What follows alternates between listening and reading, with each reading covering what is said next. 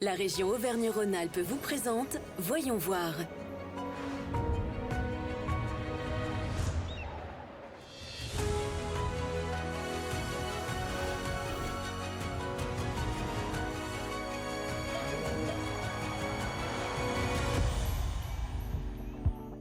Cette semaine, Voyons voir s'intéresse aux sites touristiques emblématiques de la région. Disséminés sur l'ensemble du territoire, ils sont des locomotives pour l'attractivité touristique.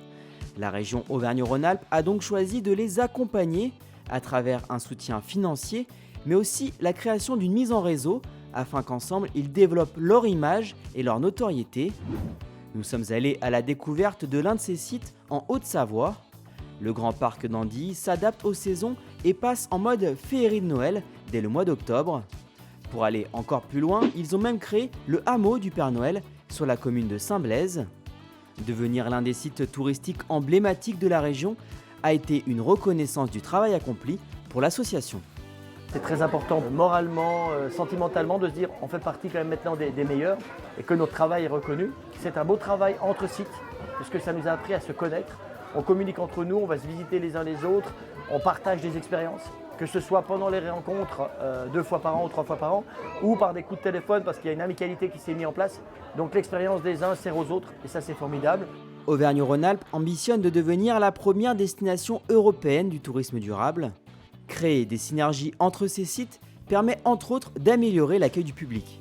C'est une réflexion sur la billetterie, c'est une réflexion sur le snacking, comment on organise nos parkings en dur, pas en dur. C'est des allers-retours régulièrement sur l'expérience que les gens ont eue. C'est un gain de temps phénoménal, c'est une assurance quand on décide quelque chose. Et puis c'est la fierté quand on a essayé quelque chose de pouvoir dire aux autres, j'ai essayé ça marche ou ça marche pas, n'y allez pas dans ce sens-là ou allez-y. Nous en tout cas ça a marché. Parmi les expériences qui fonctionnent très bien au hameau du Père Noël, il y a sans conteste la Maison des Contes. Invités à s'asseoir auprès de la cheminée, après avoir pris un petit coussin, les enfants et les parents écoutent religieusement les histoires féeriques de la Mère Noël. Super méga grand bonne idée. Ah oui. Une Mère Noël, c'est un surnom que nous donnent les lutins parce que comme des mamans, on leur raconte des histoires. Toutes les 30 minutes, il y a un spectacle avec les enfants et c'est un plaisir sur un petit format comme ça, en étant assises, en n'ayant pas trop de place, de réussir à les emmener dans une histoire avec plein de personnages, avec des voix différentes. Coluche, maintenant qu'on a terminé le bonhomme de neige. Moi, j'aime beaucoup avoir tous les enfants autour de moi, les parents sur les gradins un petit peu plus hauts qui sont là aussi, qui retrouvent leur âme d'enfant. C'est mon challenge en général, les grands. Cette histoire, c'était une très belle histoire, très bien racontée, avec beaucoup d'émotions et franchement, moi j'ai adoré. On est déjà dans l'ambiance de Noël un mois avant. Après avoir écrit leurs lettres, tous les enfants se pressent évidemment pour rencontrer l'indétrônable Père Noël. Depuis 6 ans, cette famille vient même chaque année de Grenoble pour vivre ce moment. Moi j'aime bien la Maison des Lutins. On voit des petites évolutions sur les décors, ça fait partie du rituel de la famille. C'est bien, ça se développe chaque année, c'est une petite association au départ. Et puis c'est génial que ça s'agrandisse. Pour la région, voilà, c'est top. C'est vraiment la sortie géniale pour les enfants et les parents. Pour que les familles reviennent d'année en année, vous allez voir comment le Grand Parc d'Andilly se renouvelle en créant de nouvelles animations. En attendant, faisons une escapade nature en Ardèche à la découverte d'un autre site touristique emblématique, le Safari de Peaugres. Nombreux sont les habitants de la région à connaître le Safari de Peaugres, là où le conducteur roule au pas sur les traces de l'ours. Le plus grand parc animalier d'Auvergne-Rhône-Alpes et ses quelques 1200 animaux attirent toujours autant grands et petits. Et depuis 3 ans, le parc propose un parcours bis, féerique imaginé pour les familles à la tombée de la nuit. Les lumières sauvages, une balade d'1h15 autour de centaines de sculptures lumineuses confectionnées de manière traditionnelle par des artisans chinois et imaginées par les équipes du parc. Pas longtemps qu'on a ouvert, mais on voit déjà que ça fonctionne très bien. On avait mis une règle du jeu, c'était de partager, de se rappeler des histoires de notre enfance et les partager soit avec nos enfants, avec nos parents. Et effectivement, ça fonctionne très bien puisque on entend beaucoup des bouts d'histoire quand on se balade dans les allées.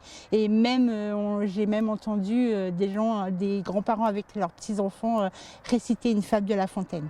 Du dragon au monde aquatique, toutes ces sculptures sont animées de lumière. Et grâce à la technologie LED, la consommation en énergie de ce festival, très faible, ne représente qu'1% de la production des panneaux photovoltaïques installés sur le parc. Ça faisait quelques années que c'était pareil et là du coup ils ont vraiment fait une gros changement. Ça rajoute vraiment une autre vision du parc. En plus le parcours est bien détaillé, donc c'est super, c'est un environnement un peu différent, donc très bien. Il y avait au début la jungle et là on est dans l'eau. Il y a des coquillages, il y a des crabes, il y a des méduses. C'est vraiment, on retrouve notre âme d'enfance et ça fait rêver, je trouve ça époustouflant. Cette 3e édition du Festival Sauvage rassemble de nombreux tableaux de la nature, comme les fonds marins ou les dinosaures, mais aussi les animaux des contes et légendes. Une occasion rêvée de s'évader en famille pour une soirée. Retour au Grand Parc d'Andy, en Haute-Savoie, cette fois-ci pour découvrir son autre univers, le Grand Parc de Noël. Au programme, visite chez le Père Fouettard, quelques chutes à la patinoire et un petit stop chez le Père Gourmand. Pour diversifier les animations, le parc crée sans cesse de nouveaux espaces décorés. L'actuel royaume des casse-noisettes était par exemple au départ provisoire. Grâce notamment à un accompagnement de la région, il devrait prochainement faire peau neuve. Alors pour l'instant c'est quand même pas mal, hein. C'est une belle cahute, fort bien décorée, mais alors dans l'avenir ça va être resplendissant. C'est vrai que l'idée c'est de leur faire une vraie belle et grande maison. On se dit que la région et notamment le service touristique de la région croit aussi en nos projets puisqu'ils nous accompagnent. On a une chouette équipe qui nous suit, qui nous guide. Ouais. C'est non négligeable aussi, c'est aussi un soutien financier mais effectivement en communication mais même humain finalement. L'un des secrets du parc d'Andy, c'est la polyvalence des profils et des personnages. Quand Barnabé n'est pas dans la confrérie des casse-noisettes, il incarne le méchant Monsieur Scrooge, un banquier avare adapté du conte de Charles Dickens, Un chant de Noël. Voilà 3 jours que vous n'avez pas chauffé. Vous pouvez mettre un petit peu de charbon dans le poêle. Mais évidemment, la morale et la magie de Noël ne sont jamais bien loin pour finir sur une bonne note. Dans chaque activité et sur chaque décor, les détails sont partout et les parents prennent autant de plaisir que les enfants.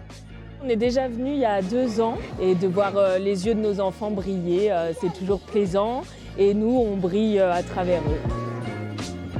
Si vous avez aimé le Grand Parc d'Andy, vous apprécierez sûrement les autres sites touristiques emblématiques de la région et il y en a forcément un près de chez vous. La région Auvergne-Rhône-Alpes vous a présenté Voyons voir.